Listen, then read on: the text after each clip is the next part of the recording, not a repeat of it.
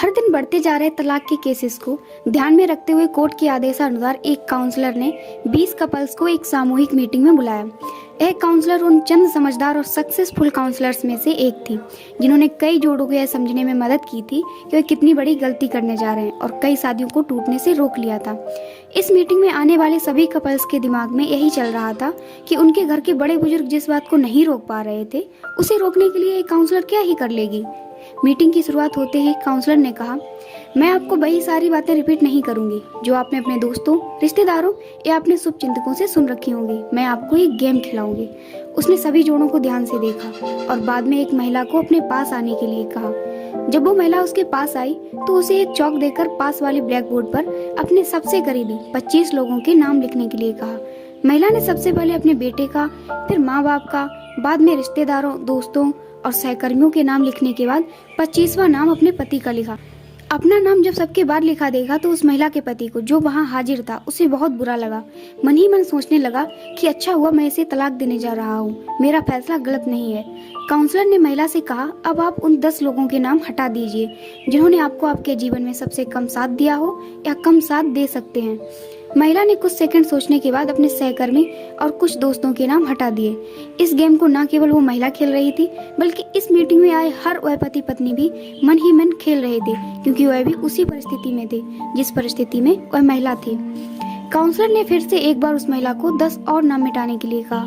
इस बार महिला काफी सोच समझ में पड़ गई। 3-4 मिनट सोचने के बाद उसने अपने बाकी बचे दोस्त और रिश्तेदारों के नाम हटा दिए। अब केवल 5 नाम बच गए थे, जिसमें उसके माँ बाप और 2 बच्चों के नाम के साथ उसके पति का नाम भी था। हर कोई ये देखकर हैरान था कि सबसे आखिर में अपने पति का नाम लिखने के बाद भी उस महिला ने दोनों बार जब 10-10 नामों को मिटाने के लिए कहा गया तो उसने अपने पति के नाम को नहीं मिटाया। काउंसलर ने अब उस महिला की तरफ देखा और बोली, आपको 2 नाम और मिटाने होंगे। महिला अब दुविधा में थी और काउंसलर की तरफ ऐसे देख रही थी जैसे कह रही हो कि मेरे साथ ऐसा जुल्म मत करो। काफी समय लेने के बाद जब महिला ने 2 नाम मिटाए तो उसकी आंखों में आंसू थे, क्योंकि वो नाम उसके माता पिता के थे। मीटिंग में आए सभी लोग इस घटना को बड़े ध्यान से देख रहे थे।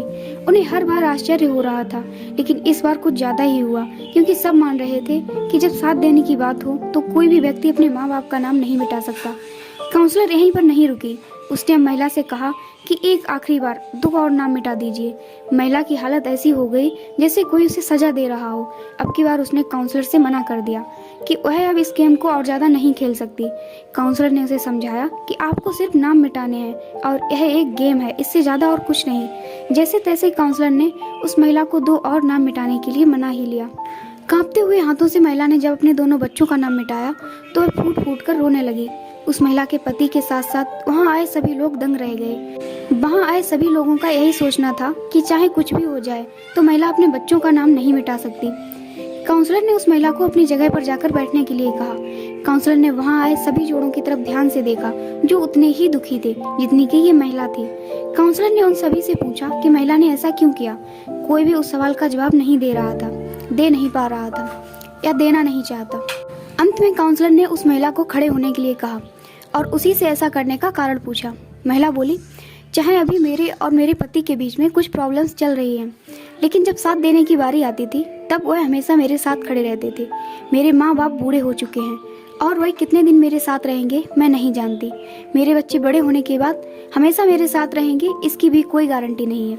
लेकिन हमारे बीच इतना कुछ होने के बाद भी मेरे पति ने मुझसे कहा है कि वह अलग होने के बाद भी जब भी जरूरत होगी तब मेरा साथ देंगे।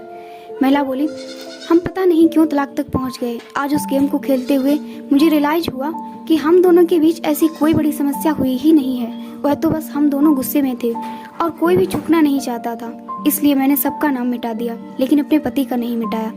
महिला की बातें सुन उसका पति भी खड़ा हो गया और अपनी पत्नी को गले से लगा लिया और बोला, मुझे माफ कर दो, मैं भी तुम्हें कभी तलाक देना ही नहीं चाहता था। जैसे मैंने तुम्हारा साथ दिया है वैसे ही तो तुमने भी मुझे जीवन के हर कदम पर सपोर्ट किया है। मैं तुमसे फिर से एक वादा करता हूँ कि मरते दम तक तुम्हारा साथ दूंगा। काउंसलर ने अपना काम कर दिया था। उसने वहां पर आए हर एक जोड़े को यह सोचने के लिए मजबूर कर दिया था कि जो वह करने जा रहे हैं कहीं वह अपने झूठे अहंकार और गुस्से की वजह से तो नहीं है, कहीं वह अपने साथी के साथ कोई अन्याय तो नहीं कर रहे हैं। अगर आपको ये कहानी पसंद आई है तो प्लीज वीडियो को लाइक एंड चैनल को सब्सक्राइब जरूर करें। धन्यवाद।